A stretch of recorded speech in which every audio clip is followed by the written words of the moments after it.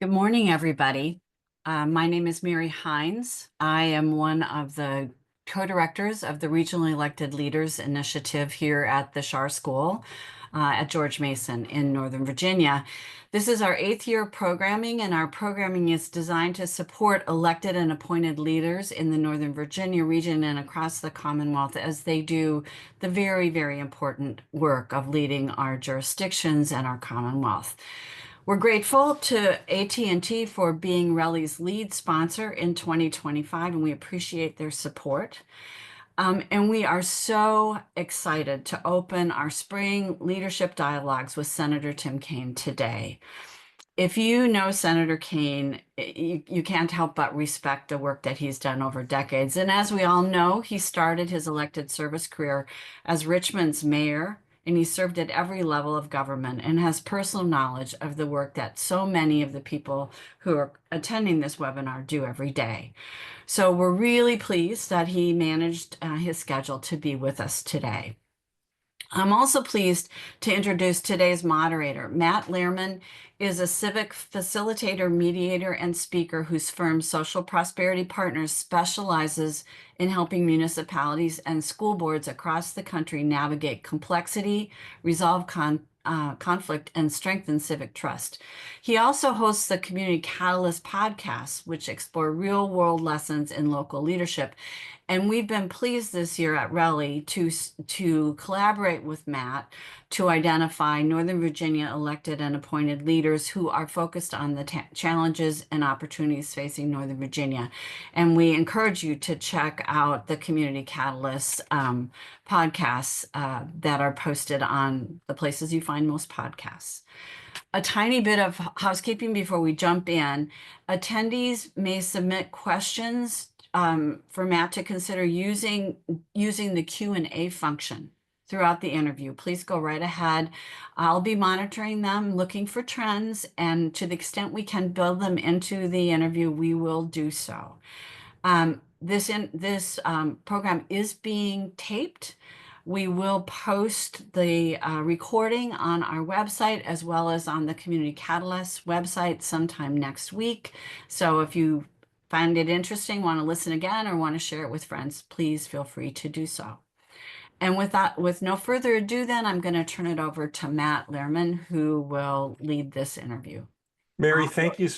Thank you so much. And thank you to George Mason University, the Schar School of Public Policy, and of course, the Regional Elected Leaders Initiative. Senator Kaine, welcome and good morning to you. And thank you so much for joining. Matt, great to be with you. If Mary Hines or Jay Facette are asking, I'm likely to say yes. But if they're both asking, I'm always going to say yes. And George Mason is special to me because my wife, Ann, is also on the faculty at the Schar School. So I'm really happy to be together with you and with so many great local and regional leaders. It'll be a good opportunity to talk. Fantastic. And can you hear me okay? I can, absolutely. Fantastic. So, Senator, before we get into current events, I'd love to ask you for a quick reflection about something, especially for our audience who are local civic leaders here in Northern Virginia. You began your career in public service on Richmond City Council in 1994, and then you became mayor just 4 years later. Thinking back on how those early years played out, is there a particular experience or insight that still helps you shape how you think about the role and responsibility of public leadership, especially during times of complexity or crisis? Matt, there are many. I will say that, you know, having been a mayor, I feel like that was the best preparation that you could have for later being governor or being senator. You know, in city politics or local county politics, local leadership, you might be a Democrat or Republican, and we tend to know that about each other, but people really measure you based on results, and they want you to work together and solve problems. And so I think I developed some really good habits, both in terms of being a problem solver, but also being accessible. And that's what you can do in local government.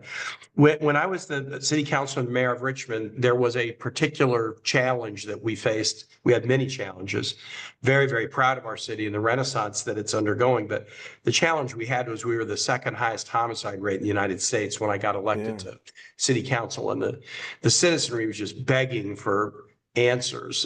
We weren't a high crime city if you looked at property crimes, auto thefts, arsons, but murders and aggravated assaults, crimes committed with weapons, we were very, very high.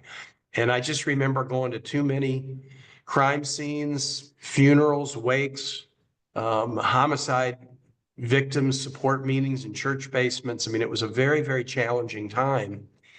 And I learned in that crisis that, you know, you got to be with people right up close, even when you don't have the answers. You got to be with people. They want connection. And then we also learned together, the city council I was on, there were 9 of us. We learned together to experiment. Try this, it didn't work. Try that, didn't work. Try another thing, it didn't work. It took us a year and a half of trying different strategies before we finally hit upon some strategies that were really successful. And violent crime is one of the most measurable things. There's other things we do that's hard to measure. Emergency preparedness, hard to measure, but violent crime, you can measure it. And we eventually cut the homicide rate by about 60%, violent crime by more than 40%. But it was only through kind of experimentation. And that's something at the local level that you can do. But you have to be willing to say, hey, I tried this and it didn't work, so we're going to try something else. So sometimes we get too wedded to our the proposal that we've made rather than the results, and are we actually fixing the problem we set out to fix? So those were some very powerful lessons that have served me well in the subsequent 30 years. I'm so glad we're recording this conversation, because I'm going to even have to go back and just listen to, again, everything that you just said. But here's what I got so far. Being responsive, being nimble, being accountable to measurable results. Yeah, absolutely. Absolutely. And the responsive, it's a little more than that. It's really connection in the empathetic way. You want to be responsive to concerns, obviously, but you know, I often say when I'm going into any event, it's not about perfection, it's about connection. People are not coming there so that they, you know, they will agree with 100% of things that you say. They would question if they did, you know, whether you were being honest with them. They want you to be with them in the moment, connected with them. So let me ask you now to fast forward just a little bit. You obviously went on to serve as lieutenant governor and as Virginia's 70th governor, and you took office right before the Great Recession. So leading through a prolonged economic downturn, and I understand that you also had an agenda for, you know, major investments in education and healthcare. There must have been a real tension between urgent needs and long-term goals. And I'm wondering if there's something that you've also come to understand about how to maintain priorities and keep momentum when a challenge is going to stretch out over many years and possibly even evolve in unexpected ways. I think success, and I was taught this lesson by a friend of mine who was on the Richmond City Council with me, success in an organization is sort of a function of goals plus relationships. And you have to be rigorous about goal setting, and they have to be clear, they have to be measurable, and they also should not be easy. You know, you want the goal to be somewhere between, I'm going to have to gasp to do this and come just short of fainting to do it. You want it to be a real stretch. So, but then it's relationships that leverage the advances on the goals. You're right. I was governor during the recession, and I'm the only governor, as far as I know, who left office with a smaller budget than when I started 4 years earlier. And that was not on my bumper sticker when I ran for governor. That was not my intent. But I had to do it. I mean, the recession was hitting us, and Jay and Mary were in local government at the time. They'll remember doing the same thing. And they'll remember that the governor had to do a lot of cuts that I didn't want to do. But I used this goal plus relationship mantra in doing all these budget cuts. And unlike what's happening at the federal level now, where it's willy-nilly across the board, non-strategic, when we had to do cuts, we basically looked at everything we did with an eye to 2 things: the priority of that function or program and the performance of that function or program. And we made cuts on things that either were low priority or low performing. And there were things, even as we were shrinking state government at the time, there were things that we actually increased because we realized in order to really set the stage for success going forward, we needed to do more early childhood education. We were in the middle of 2 wars. We needed to spend more on veteran services. We needed to spend more on certain environmental priorities. So yeah, I think that goals plus relationships is the overall mantra. But then as you're looking at budgetary decisions, whether it's adding or subtracting, you have to do it by rigorous attention to priorities and performance rather than what we're seeing, the chaotic, cutting that's going on at the federal level right now. There's a question I want to ask. Usually it's the last question I ask in an interview, but I don't want to wait till the very end. I want to ask you this right up front, because across your career from City Hall to the state capitol and now obviously to the US Senate, you've led through periods of profound change and division and crisis and uncertainty. And I wonder, is there some principle or practice that you have personally that helps you resist ever feeling defeated or falling into cynicism? I think I'm blessed with just sort of a naturally optimistic personality. I mean, as anybody with kids knows, their personalities kind of manifest themselves so early. My mother taught me a lesson once when I was in high school that I've always tried to cling to, which was she heard me saying something kind of snarky like a teenager does, pessimistic about something. And she says, you got to make a choice in life, whether you would want to be right or do right. And if you want to be right, be a pessimist, because sometimes events, will prove that you're right. And you can say, I told you so, if that turns you on. But if you'd rather do right, be an optimist, because optimism can often shape events in the right direction. And optimism is also, Matt, a precondition to something else that's important. Every problem that we deal with has an answer. It's just that I'm not the one that has the answer. Somebody has the answer, and it may be a very unlikely somebody that has the answer. As soon as you're pessimistic, it's like your ears close off to the answer that you might get from a random or somewhat unexpected place. And so even when the evidence would suggest, man, I don't see a lot of grounds for optimism now in dealing with whatever the problem is, to maintain the optimistic demeanor means that you're open up to the inspiration of what somebody might tell you or the new idea from the unlikely source. And again and again and again, through my both personal life, but also my political life, I've not known the answer, but because I kept my ears open, I found that I got an answer, sometimes from my staff, sometimes from a colleague, but oftentimes from an article I read or a chance interaction with somebody. And so, be an optimist. You'll shape the events in a positive direction, but you'll also keep your ears open for the solution to the tough problems that you're trying to resolve. So we're going to make a little transition here, because I was interested in your background. I wanted to make sure everyone understood all of that. But I want to get into the meat of what our audience here really wants to hear from you. So, Senator, at the invitation of RELI, I've spent the last year interviewing local leaders across Northern Virginia about civic leadership and community engagement and governmental collaboration for the Community Catalyst podcast. And just recently, I facilitated 2 focus groups for RELI, where they brought together a cross-section of local leaders who spoke candidly about the challenges and concerns that their communities are facing today. And we should be clear, these conversations weren't really about partisan agendas. They were about core responsibilities of local governments. Kind of, the phrase, there's no Republican or Democratic way to haul away the trash. Yeah. So I want to share with you some of what we heard from that focus group and invite you to respond directly to those kinds of questions. So here's the first one. Local leaders spoke of a collapse in trust, not just in government, but between neighbors.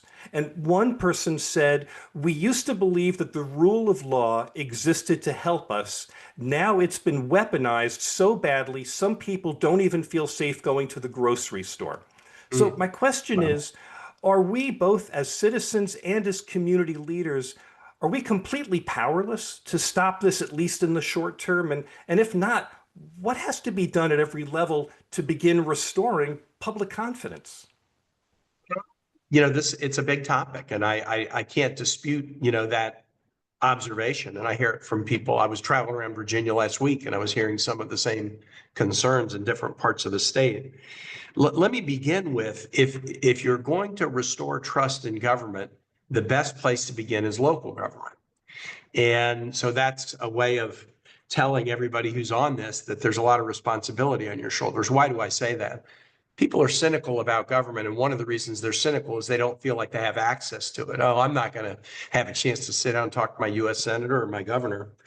I do public events all the time, but over the course of the year, do I have a personal interaction with 1% of Virginia, 80,000, or maybe 2%, 150,000? So that means, say it's 2%.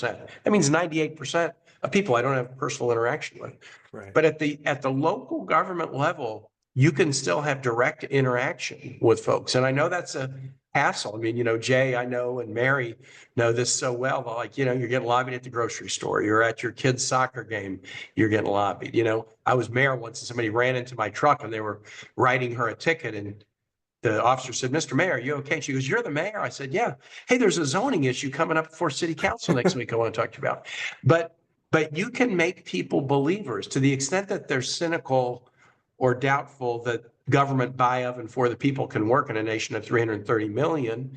If they can interact directly with a local elected official, they can become believers in the government by, of, and for. Even if you have a dialogue about something, and even if you don't agree, they will have had direct access to you. So I think at the local level, you're not only serving people, but you're kind of a missionary about democracy can work even in a big nation if it begins with access. So that's the first thing that I think is so important.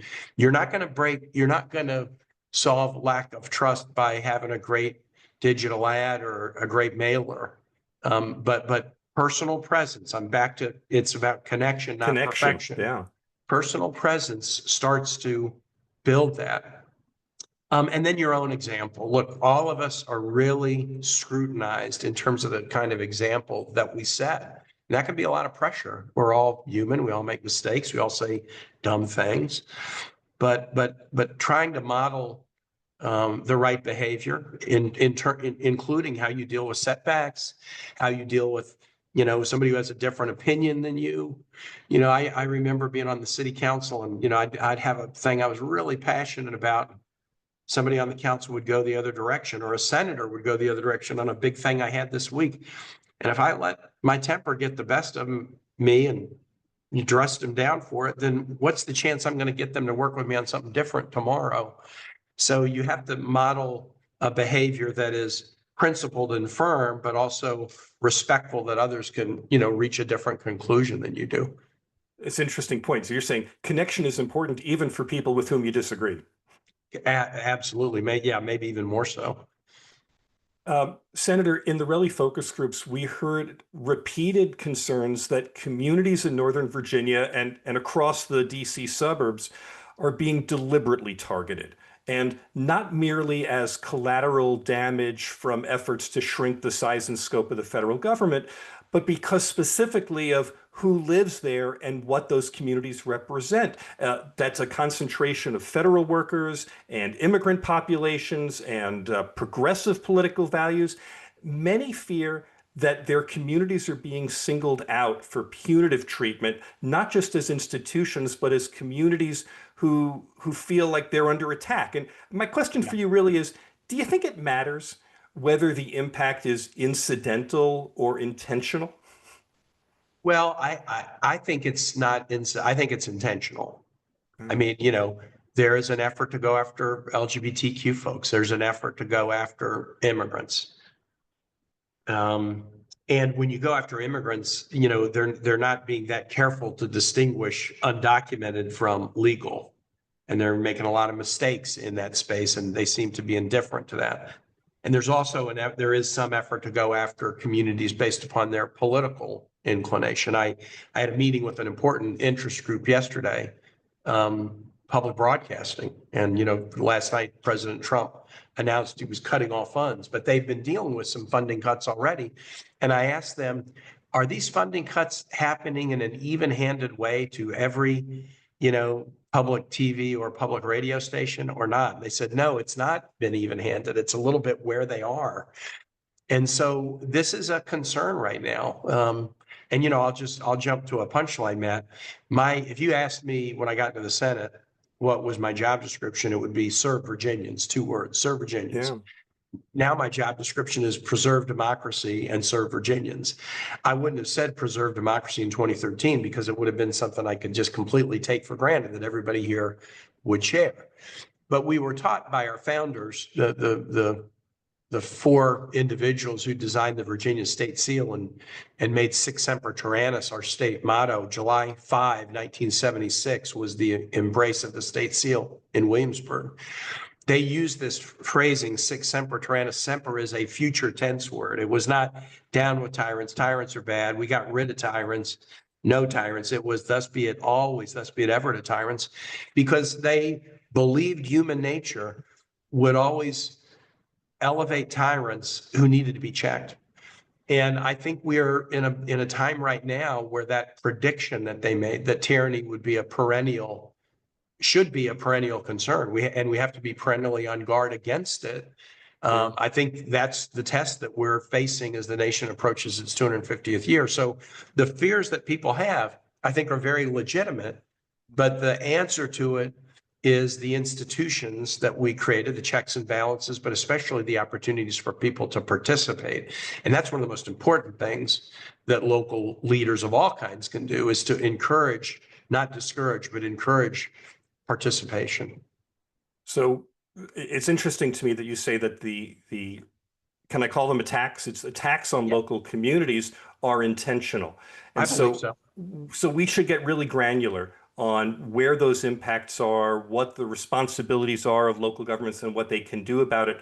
Let's start, and I should mention again for our virtual audience, if you have questions specifically that you want to ask, put them into the Q&A. Mary and Jay are going through them. They're feeding them to me, and I'm going to come and ask some of those questions of the senator as well.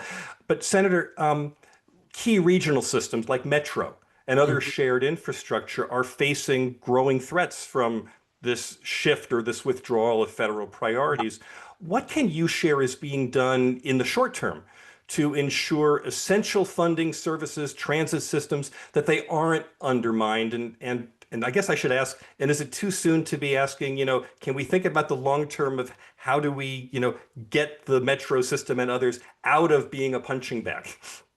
Yeah, I mean, the good news is we have been able to get these tranches of funding for kind of 10-year periods for Metro. And I really give high praise to people like Ben Cardin, who retired. Jerry Connolly's been so great on this. And we're all thinking about Jerry this week after his announcement. We've had a good hands across the Potomac arrangement. And the other thing that has really benefited us is so many Capitol Hill staffers, for House members and senators, red or blue, they rely on Metro. So every office here on Capitol Hill has Metro, advocates. Here's what's going on big picture on the budget right now that is different than Trump term 1. We have a budget that was, adopted by Congress and signed by the president. And then we did a continuing resolution at the end of March, adopted by Congress. I didn't like it. I voted against it, but it was adopted and signed by the president. But the president is not following that appropriations bill. Instead, when he announces we're going to cut funds for the Corporation for Public Broadcasting, wait a minute, it's in the budget that we just passed in March. Or, we're going to cut USAID. Wait a minute, that's in the budget that we all just voted for. So the president is violating something called the Anti-Impoundment Act, which forbids him, this is a Nixon era law, it forbids a president from not following a budgetary document that has been voted on by Congress and signed by the president. But what he's doing is he's trying to just wreck a lot of stuff and then daring Congress, all right, if you want to fix it, fix it. So we have to write the fiscal year 2026 budget, and we're working on that right now. And I think what the president hopes is if I just smash as much of Humpty Dumpty as I can, you'll have a hard time putting it back together. Maybe you can put it back half together or 2/3, and maybe even some of the things you want to put together. By the time you do, employees will have taken other jobs and they'll have moved on. So it's a kind of a wrecking ball strategy, but we still write the budget. We still write the budget. So on things like Metro or Head Start funding or community health centers. We're writing a budget, and I believe on the Senate side, it's going to be a budget that is going to look very much like a normal institutional budget. The president will send us a budget next month that will look like a complete slash and burn budget. We're going to set that aside immediately, and we're going to write a budget that I think will look to everybody on this call, Democratic or Republican. It will look like a normal institutional budget that a Republican majority Senate would do, but it'll look kind of normal. We then have to, match it up with the House budget. There's a conference. We have to work on it together. The one thing we're having to do, Matt, in this appropriations process that we've never had to do before is we have to fix all the stuff that has been broken, or as much of it as we can. But the second thing we have to do is to be mindful of, if we write this budget and pass it and the president signs it, what's to stop him in fiscal year 26 saying, yeah, oh, by the way, I signed that, but I'm still going to do these 5 things and not do these 95 things. Right. And so we're having to build in mechanisms within the budget, in addition to the Anti-Impoundment Act, to try to guard against the president tanking the deal that everybody has agreed to. And so, for example, if you don't spend the money that is in the budget in the way we all agreed, funding for the executive office of the White House gets cut in half, or something like that. We're having to be creative. We've never had to do that before because no president, Democratic or Republican, has willingly decided, other than President Trump, to not follow an appropriations bill that he or she has signed. So, Senator, that's one of the questions that's already come in from someone who's watching. Says we're seeing a lot of changes in the government in the last few months. Many of these changes are meant to be done on a legislative level. Will we see a return to that in our federal government? Right? Well, the questioner is right. And you might ask yourself, the question is, now let's see, why would President Trump do it this way when he has 2 Republican houses? I mean, the normal budgetary process would be the president submits a budget to Congress, emphasizing the president's priorities. And then when you've got 2 Republican houses, you call the leadership down to the White House and say, look, I'm really serious about this. I need you to stick with me on this budget document that reflects our priorities. We just got elected. We got the trifecta. The public wants us to do this. Why isn't the president doing it that way? It's because the president is not confident that even the Republican leadership of the Article I branch will go along with a lot of this nutty stuff that the president is doing.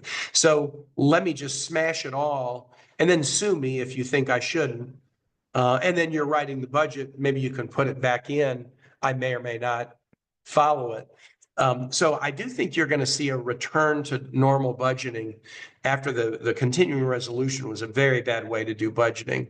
But I do know this, on the Senate side, the Appropriations Committee is the power committee. You don't work your whole life to be on the Appropriations Committee, especially get to be the chair like Susan Collins or the ranking member like Patty Murray, to just say, well, we'll just let the House send us a continuing resolution, take it or leave it 2 days before a shutdown, and we just have to accept it. No, that's not what the Appropriations Committee is going to do. So I think we will return to normal budgeting for FY26, but we have to do it mindful of the high likelihood that the president who is doing this despite an appropriations bill, the president who is not following a final order of the Supreme Court in this recent deportation case, might well accept a budget, not veto it, but then just decide to implement the pieces he likes and not the pieces he doesn't. So we have to build in some protective mechanisms to impose a painful consequence on the president and his team should he ignore the deal that we all strike. Senator, you've just given a very optimistic expectation that the legislative process is actually going to have some weight. It's going to, it's actually going to move things. I just have to ask, is that a reflection just of your natural optimism that we've already talked about? Or on a pragmatic basis, do you actually see that working in the present moment or at work at the present moment?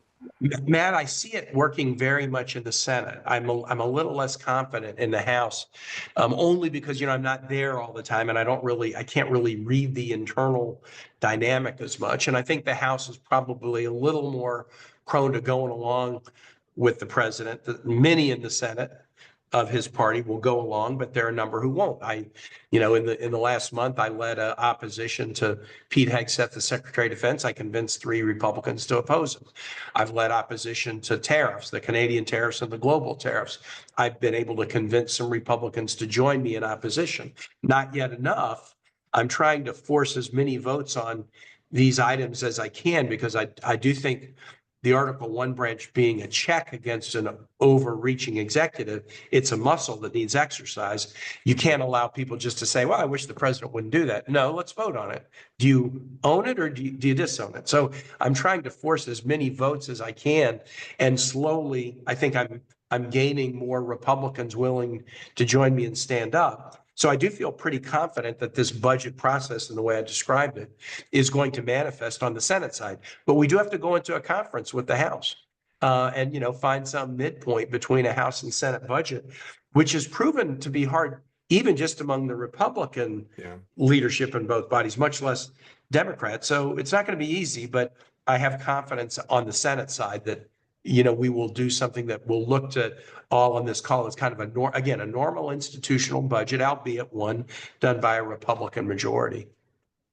Let me move to another question that came up in the focus groups. Many leaders warned of broader economic consequences, not just job losses, but in Northern Virginia, the weakening of real estate markets and tax bases and infrastructure investments that local government depends on. One person said, this isn't just one thing, it's a web of interconnected threats.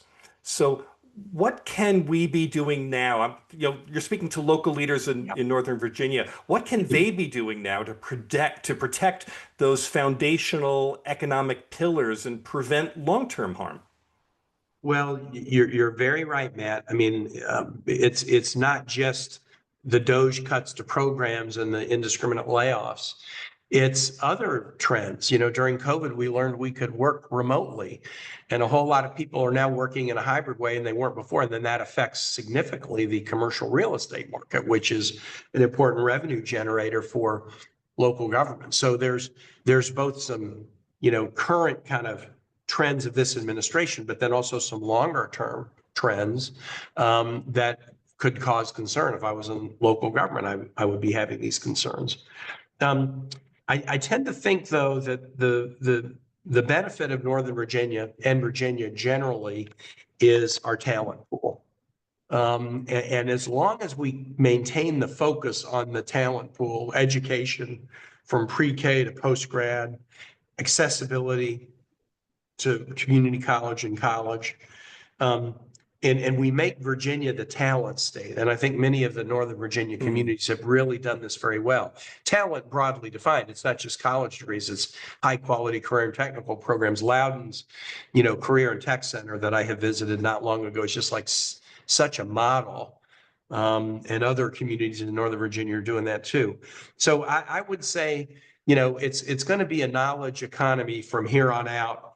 And so maintain the focus on we're the talent state, we're the talent county, we're the talent city. And if we do, that's going to, whatever the changes in our, economies or lives or culture or consumer preferences, the more we really are smart about educational investments, the more we'll be equipped to deal with those changes. And Northern Virginia starts on a very strong position there. When I talk to companies that are locating to Virginia, it's not the tax code and it's not the incentive package, it's the talent pool that brings people here. I don't want to put words in your mouth. I'm just trying to listen and process at the same time. Tell me if I got this. What I think I just heard you say was, it's not just about trying to protect those things that we already have. It's about investing in the education of the populace that we have so that they're more agile, they're better able to adapt on their own. Am I overstating that, or did I get that? You're absolutely right. And, the more you invest, the more you invest in talent, the more that institutions that want to be around talent will say, that's where I want to go. And so it's about individual skills, but it's also about creating a pro-innovation kind of ethos that becomes super attractive to companies, to think tanks, to universities. And a lot of that also, Matt, depends upon, we've got to do something about the immigration. We have to. Immigration has always been the transfusion into the bloodstream that's kept our nation, young at 248. We can't shut it off in this anti-immigrant hysteria without doing deep damage to the DNA of this country and the economic future of the country. So my hope is that the low unemployment rate, with many employers kind of singing the blues about that, will open up the door, even in a contentious time when immigration is one of the third rail issues, at least on the Republican side. It will open up the opportunity for a meaningful workforce-based immigration reform. And that's a critical element. It's been critical to Northern Virginia and all of Virginia. When I was born in 1958, 1 out of 100 Virginians had been born in another country, and we were bottom quarter per capita income. Today, 1 out of 9 Virginians was born in another country, and we're top quarter per capita income. You tell me that immigration is a problem for Virginia. It's not a problem. It's been a huge part of our success over the last, decades. Senator, I have in front of me kind of a laundry list of programs, initiatives, efforts that a lot of people have asked, what can we do to protect that? Let me just give you the kind of the quick version of this. It's not going to be exhaustive for everyone, but we've heard about mental health care, school nutrition, housing support, funding for AmeriCorps, sustaining Medicaid's role in addressing the fentanyl and opioid crisis. There's going to be even more than that. Yeah. What should be I guess 2 questions. Yeah. Is there anything that you're working on right now at the federal level that you can say there is help coming, there is protection coming, there's something that local leaders can take confidence in, or flip it around? Are there things that you would suggest that local city and county and school board leaders should be doing to protect the things or advance the things that they care about in this moment? Yeah, I think let's have a realistic expectation. In the Trump administration, we're not likely to make funding advances in some of those areas. We will be doing a really good job if we maintain where we are, and if we get slight advances, that will be a fantastic job. President Trump is against many of these programs, AmeriCorps, public broadcasting. I mean, one thing I'm nervous about is the Trump administration counter to my entreaty that we should focus on educational investments. I think the administration is almost pursuing kind of a privatization of knowledge agenda. When you destroy the Department of Education and you cut funding to all libraries and cultural institutions and public broadcasting, it's sort of like knowledge is out there if you can buy it yourself, but we're not going to diffuse knowledge publicly as a public good. We're going to return it as kind of a private good that you can access if you have the means to do so. I'm very, very troubled about that.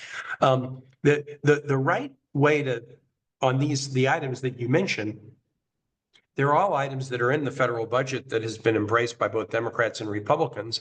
I'm on the Foreign Relations Committee, just using USAID as an example. We've had strong support from Republicans, Marco Rubio, Lindsey Graham, a bunch of them on USAID programs. And all of a sudden, they're being cut and some of those same people aren't speaking up.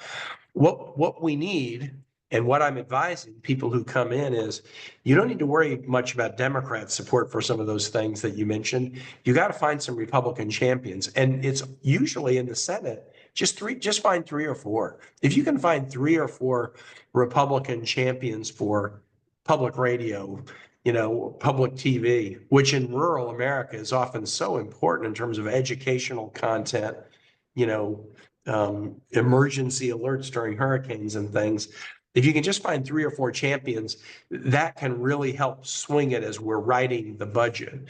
I do think Medicaid, which was one of the ones you mentioned, is a really, really important one. Remember, President Trump tried to repeal the Affordable Care Act, and they actually had the votes to do that, but they took one additional step, which was to make dramatic cuts to the core Medicaid program and not just the pieces connected to the ACA.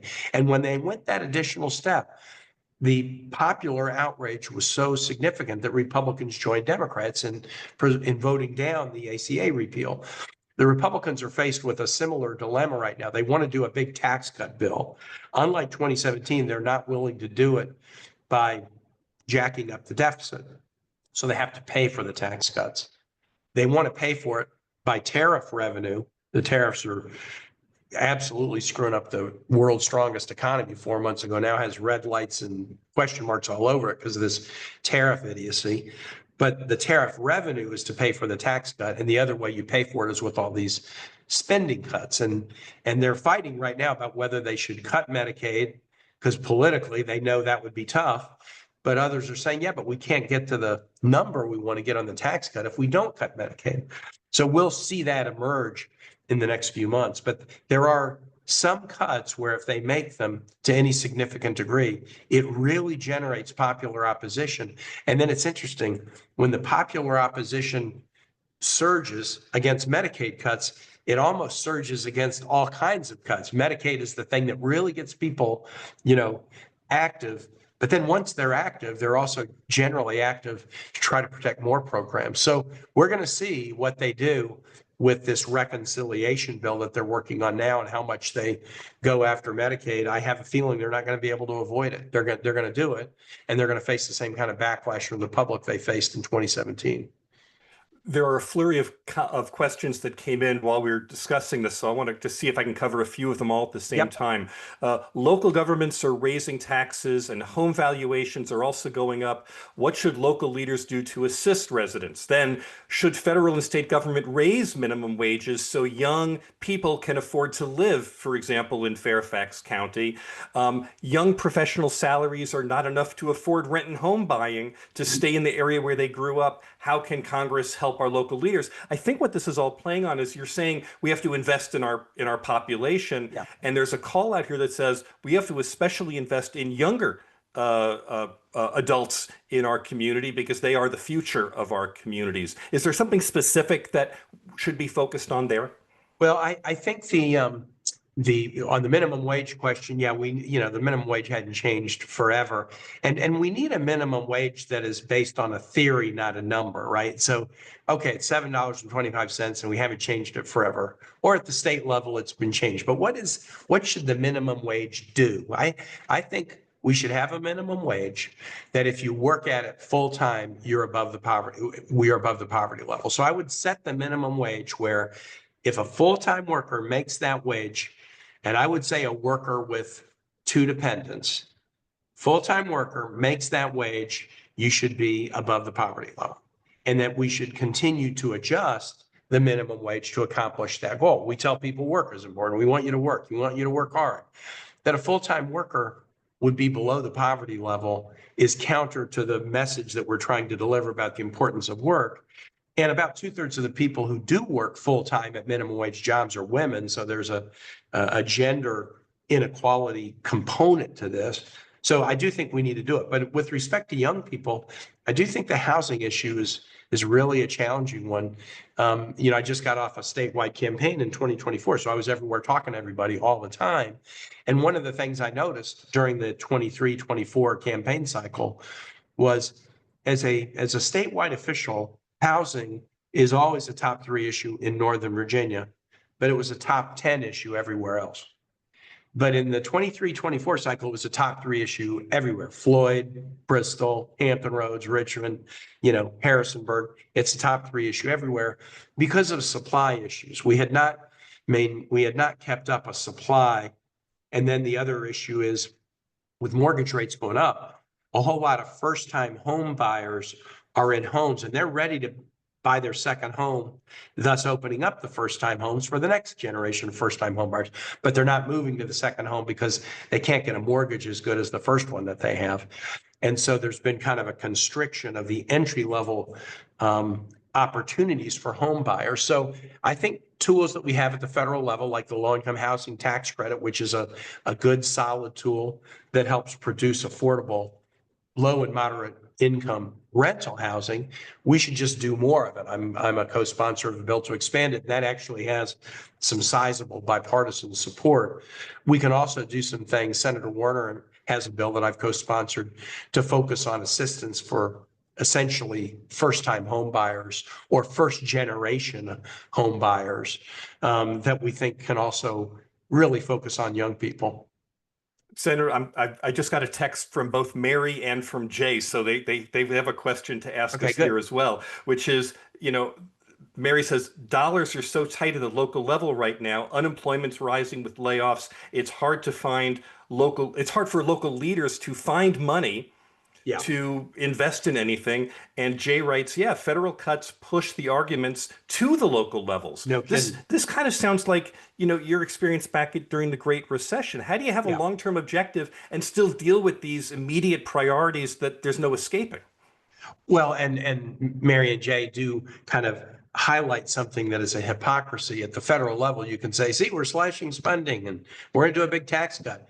If all that means is states and localities have to increase taxes, can we really pat ourselves on the back for reducing spending and doing a tax cut? No, we're just pushing the problem onto some other level of government, which is irresponsible and even hypocritical in my view.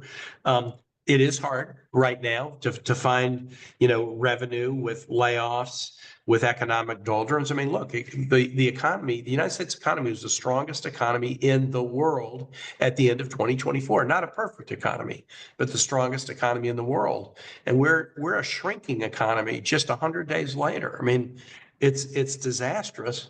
And our own doldrums are definitely affecting other nations as well. The tariff policies are hurting our allies, whom we should be working together to advance rather than fighting with them. So yeah, how do you do it? I mean, there are some interesting things going on in housing, some of which aren't super easy at the local level, but are important. I'll give you an example. My parish in Richmond, it was a classic parish on a lot that had a parish and a parish school and a convent. The school closed down 20 years ago. The convent closed down 30 years ago. We've destroyed both of the buildings, and we're turning 2/3 of the church property to affordable housing. And, the land cost is de minimis. We would rather have that used than sit vacant.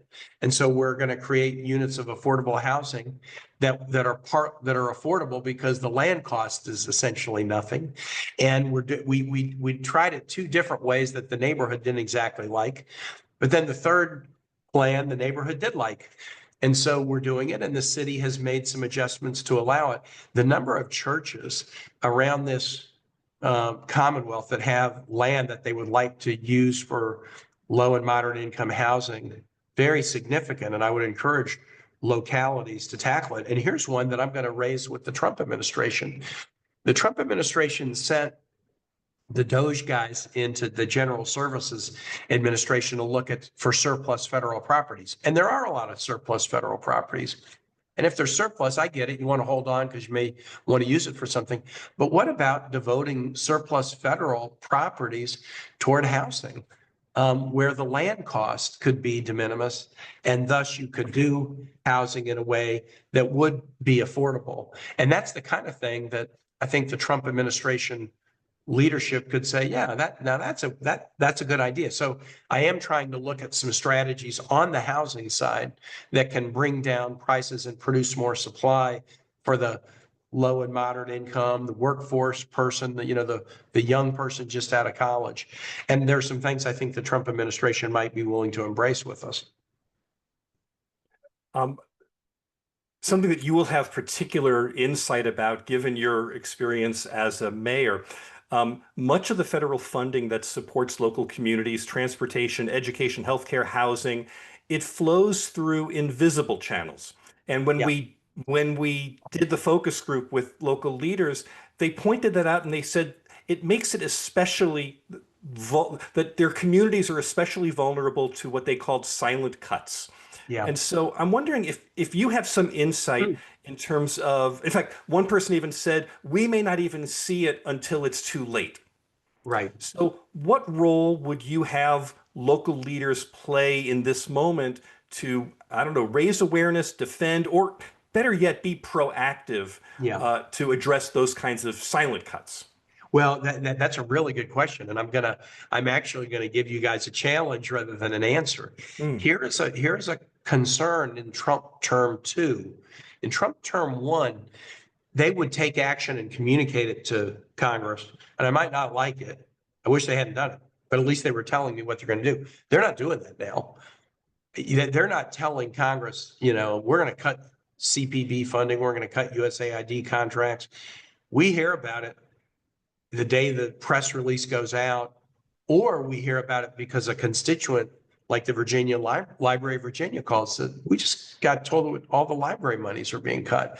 So everyone on this call, do not assume that we know what you're experiencing. My state director, Corinne Charles Dungo, who's kind of like my deputy chief of staff, but she oversees my Virginia operations, 6 offices around Virginia, services to constituents, interaction with local government, interaction with state government.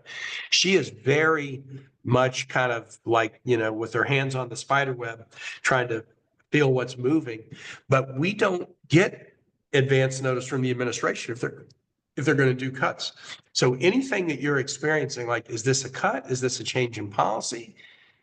If you're concerned about it, confused about it, reach out to Corinne in my office or Mike Henry, my chief of staff, and say, hey, can you track this down for us? We do have good places to go to get information. Often we can't go to the agency head because they're told not even to answer questions from members of Congress.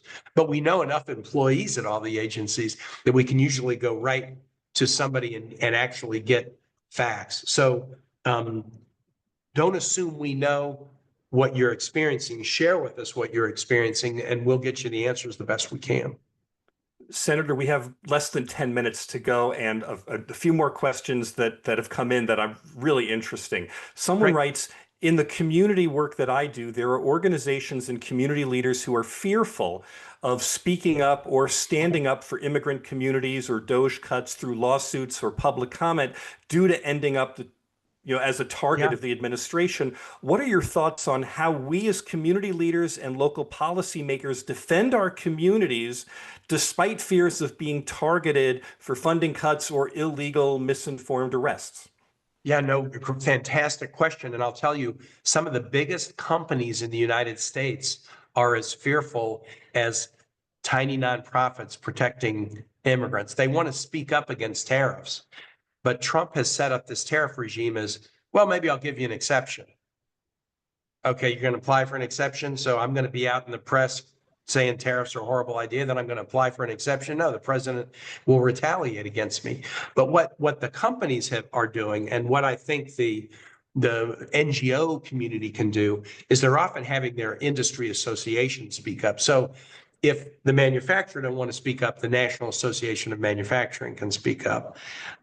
Similarly, if the nonprofit that's doing really important work on refugee resettlement or advising people of their rights as immigrants, if that nonprofit doesn't want to speak up, there are national organizations that can, or you can just reach out directly to us.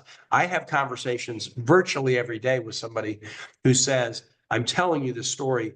Please don't mention our name, but you need to know this story. And then I can speak about it in general. Like, I'm hearing from Virginia businesses that, I'm hearing from Virginia educators that. So share those stories with us, and we'll protect your identity if you're concerned about being publicly identified as criticizing the administration. Senator, there's a really blunt question here. It says, you stated that your job description now includes preserve democracy. Yep. Do you think that Americans define democracy the same way? To some, democracy would allow someone to run for president for a 3rd term.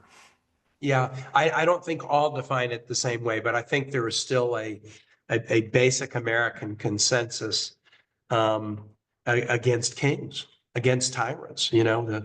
This Virginia, sic semper tyrannis. They warned us in 1776, tyranny was a fact of human nature, not a stage in historical development that's in the rear view. It's a fact of human nature that every human being would kind of like to have it our way, but tyrants, aggrandize their power and they try to seize power. And that's what we're in right now. Donald Trump is a tyrant, except to the extent that the American public and the American institutions check the urge toward tyranny that he has. I am of the belief that enough Americans also believe that. I mean, I'll give you an example, the Abrigo Garcia case. Without necessarily being like super supportive of people who are here undocumented, most Americans overwhelmingly are supportive of the notion, yeah, but you can't throw somebody out of the country without due process. The 14th Amendment says you can't deprive a person of property or liberty without due process of law. The 14th Amendment has some other provisions that are reserved for citizens, the Privileges and Immunities Clause, but due process and equal protection guarantees are to persons, not just citizens. And I've been really heartened to see in the reaction to the Supreme Court decision saying, hey, President Trump, you said you deported this guy by mistake. You got to facilitate his return. Overwhelmingly, whatever Americans think about immigration policy, they do believe in due process. You shouldn't be deprived of liberty or property without due process. That is a bedrock principle that Americans believe in. So you're right. People might have different views of democracy. And let's be clear, what we're talking about here is liberal democracy. And I don't mean liberal like left, because you have to have a democracy that protects the liberties of minority groups. A pure democracy can be pretty frightening if you're part of an oppressed minority group, you know, a racial minority or LGBTQ or a religious minority. You could say, well, hey, we're a pure democracy, but majorities can do bad things to minorities. And so it has to be a democracy that protects the rights of even small groups. And that's what a liberal democracy is. It's a democracy that protects the liberty, even of one person, regardless of what the majority might think. You're going to protect the liberty of one person. And if you start saying, now we're not protecting your liberty because, you know, we don't like your tattoos or we don't like that you're from El Salvador, then the whole thing starts to unravel. I have one last question for you, but before I do it, just two quick comments. There is a comment that came in that just wanted to make sure that we elevate the conversation. We've been talking about, you know, the collaboration of leaders in Northern Virginia, Yeah. but they wanted to make sure we're talking about all the suburbs of the DMV. We're not Indeed. just isolated in Northern Virginia, and that's a Really very important. fair point. Yeah. Before I ask you my final question, I'm wondering, is there any other message that you want to share? Anything else that you're working on, or anything else that I haven't asked you about that you want to make sure that leaders in Northern Virginia understand is essential to know in this moment? Well, it's not every generation of Americans that is in leadership positions at a time of dramatic national self-definition. The 1850s and 60s were at that time. You could argue the 1950s and 60s were that time. Many generations of leaders are leading not at a time of intense national self-definition. We are in such a moment, not just because of, you know, this president, but look, we're going to celebrate 250 years of being a democracy in 2026. And so the burden is on our shoulders. We got to make that a celebration, not a coronation, not a requiem or a wake. We got to make it a celebration. We also have to acknowledge that a functioning democracy isn't measured by, can we do it the same way we used to? If we're not updating, innovating, you know, revising, thinking differently about what democracy, liberal democracy means, we're not really doing our job. And that's another reason why we want young people involved, because they're going to have their own conceptions. And, you know, we're putting the batons in their hand and they're going to take it forward. But I would say the last message I would give to everybody on this call is you're in leadership at a crossroads moment. You know, whether we wish that were true or not, it is true.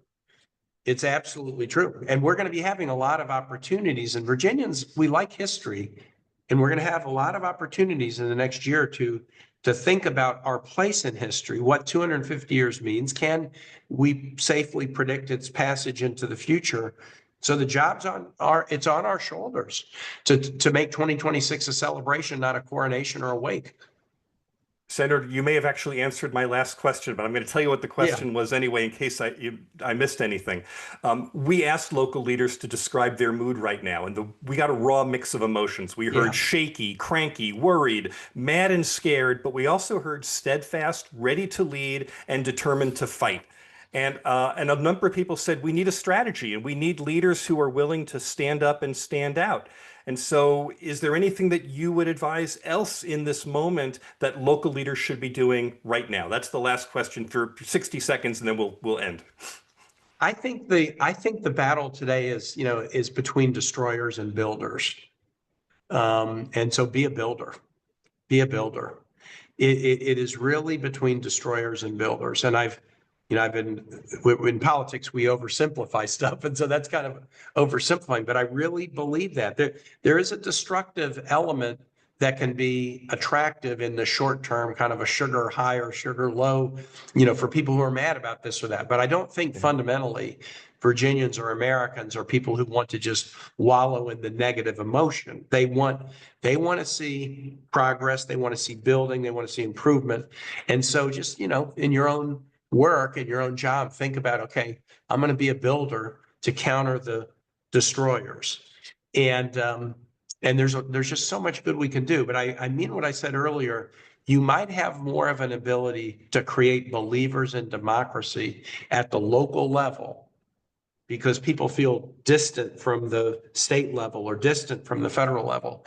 You have an important role to create believers in this 250-year, journey, and give people hope and confidence that it can continue. So thank you for shouldering that responsibility at a really important moment in time.